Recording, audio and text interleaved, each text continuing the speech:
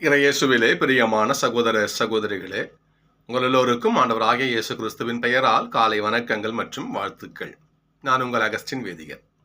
இன்று பிப்ரவரி மாதம் 2ஆம் தேதி 2025ஆம் ஆண்டு. ஆண்டவரின் மடியில் 5 நிமிடங்கள். சகோதர சகோதரிகளே, ஒரு பழமொழி ஒன்று சொல்லுவார்கள். உள்ளூரில் ஓணாம் பிடிக்க முடியாதவன் உடையாறு பாளையம் போய் உடும் பிடிக்க போனானா. வானம் கூரை ஏறி கோழி பிடிக்க வானம் ஏறி வைகுண்டம் போவானா. சேத்துல இருந்து சோத்துல இருக்கிற கல்லை எடுத்து போட்டு சாப்பிட முடியாத சோம்பேறி சேத்துல இருக்கிற எருமை எப்படி தூக்கி விடுவேன்? பகல்லையே பசுமாடு தெரியல, இருட்டில் எப்படி எருமாடு தெரியும்? ஒருத்தவனுக்கு தன்னை எப்படி அடக்கணும், எப்படி ஆளணும், தனக்கான காரியங்களை எப்படி செய்யணும், தன்னை எப்படி நெறிப்படுத்தணும்னு தெரியல. எப்படி ஊருக்கு உபதேசம் பண்ணுவ நீ? இதைத்தான் நம்ம இன்றைக்கு தியானிக்கவிருக்கிறோம். அற்புதமான நற்செய்தி இன்னைக்கு. உன் கண்ணில் உள்ள மரக்கட்டையை பார்க்காமல் பிறர் கண்ணில் இருக்கிற துரும்ப ஏன் அவ்வளவு உன்னிப்பா நீ கவனிக்கிற? உன் கண்ணில் மரக்கட்டை இருக்குதுயா, அது உனக்கு தெரியல. அடுத்தவன் கண்ணில் தூசி இருக்குது, சுத்தம் பண்ணி எடுத்துக்கோ, நான் அவனை ஹெல்ப் பண்ணட்டுமா? அப்படி கேட்குற எப்படி? நீ முதல்ல உன்னை சரி செய்து கொள். நீ உன்னை தூய பிள்ளையாக மாற்றிக்கொள். அதுக்கப்புறம் போ. மத்தேயு 7 பொன் விதின்னு இருக்கும், வாசிச்சு பாருங்க. நாங்கள் கேட்டகிசம் கிளாஸ் எடுக்கும் பொழுது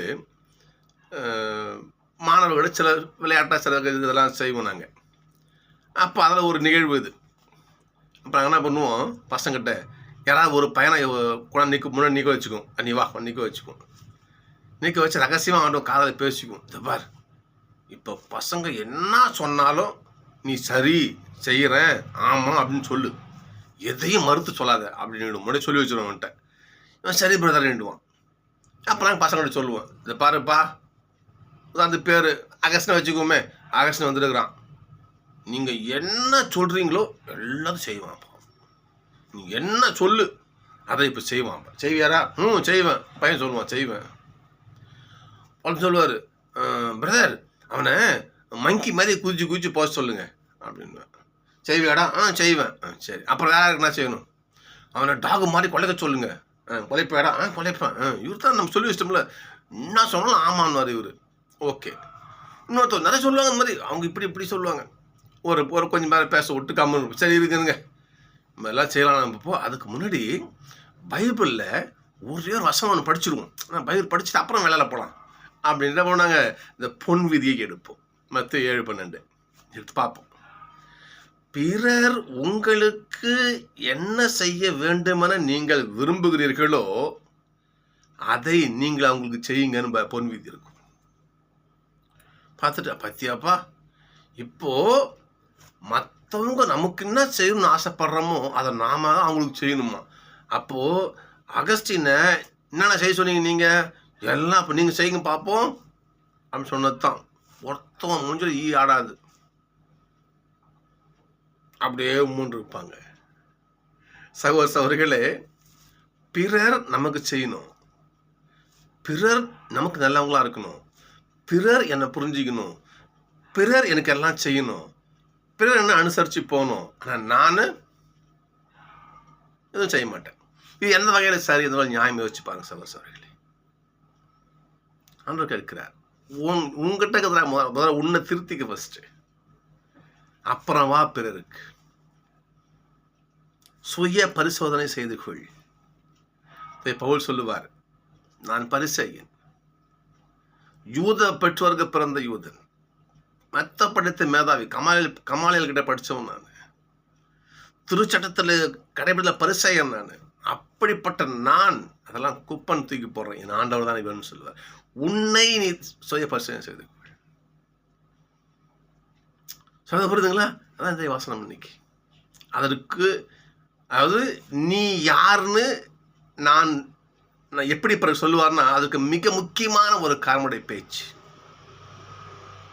நம்முடைய பேச்சு.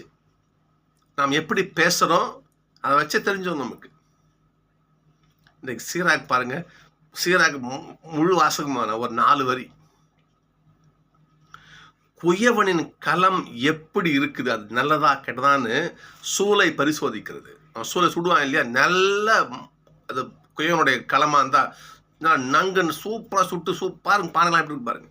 அப்போ குயவன் சூளையால் பரிசோதிக்கப்படுகிறான்.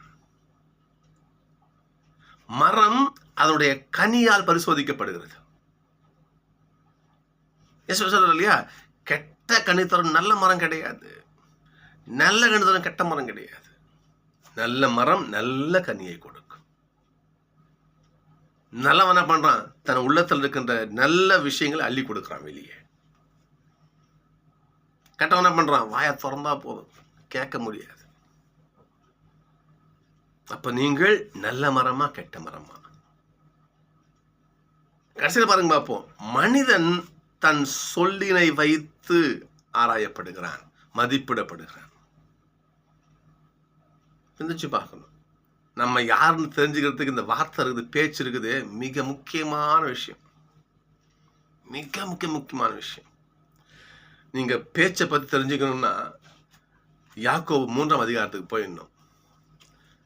அது முழுவதுமே படிக்கணும், அது கொஞ்சம் டைம் ஆகிடும் பெருசா. அங்கே நான் படிச்சு காட்டுறேன் பாருங்களேன். பேச்சில் தவறாதோர் நிறைவு பெற்றவர். எவன் ஒருவன் தன்னுடைய வார்த்தைகளை அளந்து பேசுகிறானோ, பிறர் மனம் காயப்படாதபடி பேசுகிறானோ, தன்னுடைய வார்த்தையை நேரிய நியாயத்தை நீதியை கடைபிடிக்கிறானோ, அவன் தான் பேறு பெற்றவன். இங்கே பாருங்க பார்ப்போம். ஒருவன் நாக்கை கட்டுப்படுத்தினால், இந்த பேச்சை அவன் கட்டுப்படுத்தணும் வச்சுங்களேன், தன் உடல் முழுவதையும் அது கட்டுப்படுத்தணும். அது அர்த்தம். அது குதிரைக்கு எப்படி கடிவாளமோ, கடல்ல அவ்வளோ பெரிய கப்பல் போகுது இல்லையா, அந்த கப்பலையே என்ன பண்ணுது, கொஞ்சம் நங்கூரம் சுக்கான் நிறுத்திடுது. இவ்வளோ புயல் வரட்டுமே, எப்படி கடலில் என்ன ஆபத்து வரட்டுமே, சுக்கான் கடலில் தூக்கி அது உள்ள போய் பண்ணில் பதிஞ்சு பிடிச்சி நின்று கப்பலை நிறுத்தி வைக்குது. அப்படியே அதே போல நீங்கள் இவ்வளோ பெரிய உடம்புக்கு இந்த நாக்கு இருக்குது, அதுதான் சுக்கான். அதை நீ ஒழுங்கா பயன்படுத்து, இந்த உடம்பு முழுவதும் காப்பாற்றப்படும். இன்னும் பாருங்க பார்ப்போம். எப்படி ஒரு தீப்பொறி, ஒரே ஒரு பொறி அந்த ஊட்டையை எரிச்சு சாம்பல் ஆகிடும், அதே போல அந்த தீப்பொறி போன்றது இந்த நாக்கு. இந்த நாக்கு நான் சொல்ல, யாக்கோபு சொல்றாரு பாருங்க. எனவே நாக்கு இந்த உடல் முழுவதையும் அழித்து விடும். எனவே உங்களுடைய வார்த்தை சுத்தமாக இருக்கட்டும். ஆனா இப்படிலாம் சொல்லிட்டாரு, நான் கடக்க முடியுமா? அவர் சொல்றாரு பாருங்க பார்ப்போம். காட்டில் வாழ்வன, பரப்பன, ஊர்வன, கடலில் வாழ்வன ஆகிய எல்லா உயிரினங்களையும் மனுஷன் என்ன பண்ணலாம், அடக்கி விடலாம், அடக்கியும் உள்ளனர். ஆனால் நாவை யாராலும் அடக்க முடிவதில்லை. அவரே சொல்லிட்டார், முடியல. நாக்கு அப்பேற்பட்ட விஷயமா. சீராக சொல்லிட்டாரு, ஒழுங்கா பேசுங்க. உங்க நாக்கை வச்சுதான், உங்களுடைய பேச்சை வச்சுதான் நீங்க யாரும் இடம் போடுவாங்க. சரிதான், ஆண்டவர் சொல்றாரு, ஆண்டவர் வார்த்தை சொல்ல சரிதான், முடியல. ஏனென்றால் அடக்க முடியாத அளவுக்கு, எதனோடும் ஒப்பிட முடியாத அளவுக்கு நாக்கு மிக கொடியது. அது அடக்கிறது என்பது முடியாத காரியம். சொல்ற பாருங்க பாப்போம். எப்படின்னா, சாவை விளைவிக்கும் நஞ்சு அந்த நாக்கு, அந்த அளவு உசு. அதுதான் இந்த நாக்கு உசுரையே குடிச்சிடுமா, அப்பேற்பட்டது அந்த நாக்கு. இன்னும் பாருங்க பார்ப்போம். கடவுளே நீங்கள் வாழ்கன்னு நாக்கு அவரை போற்றுது, மனுஷனை செத்து ஒழின்னு இவனை தூற்றுது. என்ன நாக்கு, தூற்றவும் செய்யுது, போற்றவும் செய்யுது. இது என்ன அத்தனை புரிஞ்சுக்கிறது? ஒரு ஒரு திராட்சை செடி திராட்சை பழம் தான் கொடுக்கணும், அத்திப்பழத்தை கொடுக்குமா? அத்திப்பழம் ஒரு திராட்சை பழத்தை கொடுக்குமா? அது மரம் அந்த பழம் தான் கொடுக்கும். ஆனால் நாக்கு பாருங்க, இப்படியும் செய்யுது, இப்படியும் செய்யுது. எப்படி இது? சகோதரர்களே, இறுதியாக திரும்ப சொல்ற பாருங்க, பேச்சில் தவறாதோர் நிறைவு பெற்றவராவர். பேச்சில் தவறக்கூடாது. ஏனென்றால் அப்படியே நம்ம இந்த 2ஆம் வசனத்துக்கு வருவோம்.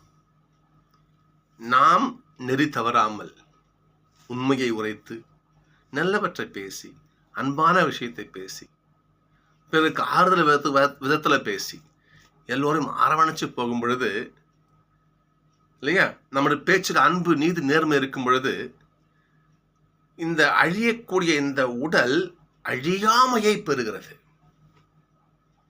ஒருவன் வாழ்கின்ற வாழ்க்கை நேரிய வாழ்க்கை, நேரிய பேச்சு, நீதியான வாழ்க்கை, நீதியான மொழி அவனுக்கு இந்த அழிகின்ற உடலை அழியாமையாக மாற்றுது. அது மட்டும் கிடையாதுன்னு பாருங்க பார்ப்போம்.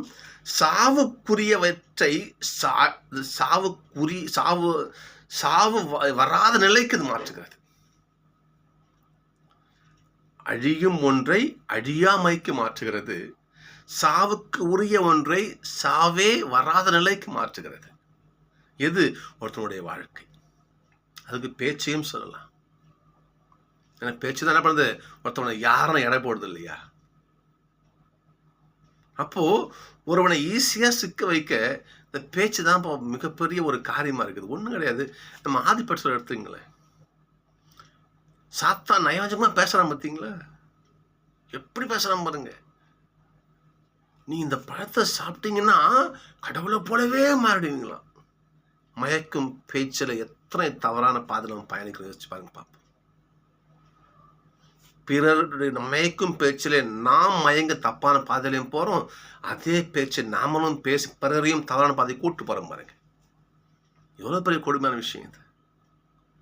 பேச்சு சாவை விளைவிக்கும். அது நமக்கும் சரி பிறருக்கும் சரி. மறக்க அன்பாக பேசி பாருங்க பார்ப்போம். நீங்க நீதியோட பேசி பாருங்க பார்ப்போம். ஒருத்தர் கஷ்டப்படும் போது கவலைப்படாதப்பா, பார்த்துக்கலாம், ஒன்றா பார்த்துக்கிறேன், அதான் ஒன்றும் இல்லை, பார்த்துக்கலாம், விடுங்க, சரிதான், 4 ஆறுதல் சொல்லி பாருங்க பார்ப்போம். உன் வார்த்தையில் ஒரு ஆறுதல் இருக்குட்டு பாருங்க. அதுதான் விடுத்து கொடிய பேச்சு இல்லையா சொல்றது. இப்படிப்பட்ட ஒரு ஒரு கொடுமையான விஷயங்கள் இயேசு கிறிஸ்து நமக்கு அளித்த அந்த அழியாமையை நாம் அடைய முடியாமல் பண்ணிடும். நான் சொல்லுவோம், ஏசப்பா நமக்காக வந்து மறித்து நமக்கு கொடுத்த அந்த அழியாமைங்கிற மீட்பை இந்த தவறான விஷயங்கள் நமக்கு கிடைக்க முடியாமல் பண்ணிடும். ஆண்டு கொடுத்த மீட்பை நாம் அடைய முடியாம இந்த பேச்சு நம்முடைய செயல்பாடுகள் தடுத்து நிறுத்திடும். இன்றைய வாசகம் பாருங்க பார்ப்போம். 2ஆம் வாசகம் பாருங்க பார்ப்போம். இப்படி சொல்லி முடிக்கிறத பாருங்க பார்ப்போம். இயேசு வழியாக நமக்கு கடவுள் கொடுத்த இந்த மாபெரும் விஷயத்துக்காக நன்றி சொல்லுவோம். நாம நன்றி சொல்லுவோம். ஆனால் இயேசு வழியாக தந்த இறைவன் நமக்கு கொடுத்த அந்த அழியாமையை, சாவின்மையை நாம் பயன்படுத்தாதவாறு நம்முடைய செயல்பாடுகள் குறுக்க நிற்கக்கூடாது. நம்முடைய செயல்பாடுகள் அவர் தகுந்த மீட்பை பெற முடியாதவனும் தடுத்து நிறுத்தக்கூடாது. அதற்கு மிக முக்கியமான நம்முடைய பேச்சு. நாவை அடக்குகிறவர், பேச்சு அடக்குகிறவர் வாழ்வு பெற்றவர்னு யாக்கோபு சொல்லுகிறார். சகோதரர்களே, நாம் வாழ்ந்த காலத்தில் நாவை அடக்கி வாழ்வேர்னா சொல்றது வேற ஒன்றும் சொல்ல முடியாது இல்லையா? இன்னொரு சொல்லுவாங்க இல்லையா, நுணலும் தன் வாயா கடும் சொல்லுவாங்க. நுணலாம் தவக்கலை, தண்ணி தேங்கி இருக்கும், அந்த தவக்கலை ஒரு ஓரமாக இருக்கும், பாம்பு எங்கேயோ இருக்கும். இந்த தவக்கலை கத்தியே பாம்பை கூட்டு தன்னை முழுங்க வச்சு அழிவுக்கு வழி தேடிடும். நுணரும் தன் வாயா கடும் சொல்லுவார்கள்.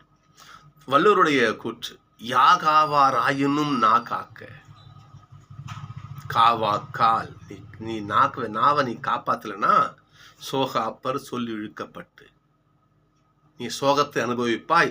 அந்த சொல்லின் விளைவாகவே வள்ளுவர் சொல்கிறார். 100% உண்மை, 100% உண்மை. எனவே நாம் நம்முடைய வாழ்க்கையிலே நல்லவைகளை பேசுவோம், ஆண்டவருடைய அருளை சம்பாதித்து மகிழ்ச்சியாக வாழுவோம். நான் சந்திப்போம்.